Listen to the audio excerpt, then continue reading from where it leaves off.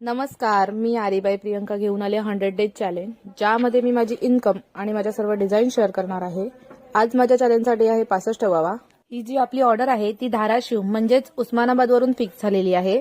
त्यांना ऑर्डरमध्ये sugar beats 3 mm ची मणी, व्हाईट वाले 3 mm चे मणी, एक व्हाईट पेन्सिल आणि त्यानंतर आपलं एक 4 mm चा बंच पूर्ण आणि carbon paper, white carbon paper हे त्यांना 4 हवे होते। अशी त्यांची छोटीशी ऑर्डर होती। ऑर्डर पॅक केल्यानंतर त्यांची जे केजी मध्ये होतं त्यांचं 1 किलो भरत होतं, मग त्या किलोच्या पार्सलचे मी 70 रुपये घेतले आणि या ऑर्डरची व्हॅल्यू 680 रुपये झाली विथ कुरिअर। हा ब्लाऊज मला माझ्या एका स्टुडंटने दिला होता, तिच्या कोणत्या तरी कस्टमरचा होता, तिच्याकडे वेळ नव्हता म्हणून तिने हा मला ब्लाऊज करायला दिला। ब्लाऊज पण गेल्या डिझाईन सारखाच होता। तेव्हा मला एक डीएम आला होता की मॅडम तुम्ही ते कर्व कसे केलात ते एकदा व्हिडिओ करून दाखवा। कर्व करण्यासाठी मी 1 रुपयाचा जो कॉइन असतो त्याला थोडं मेजरमेंट करून घेते आणि त्या मेजरमेंट नुसार तोच कर्व मी सगळीकडे फिरवते। त्यानंतर मग मी जी जरी थ्रेड आहे ती जरी थ्रेड करायला घेतली। जरी थ्रेड नंतर जी शुगर बीटची लाईन आहे ती शुगर बीटची लाईन मारून घेतली।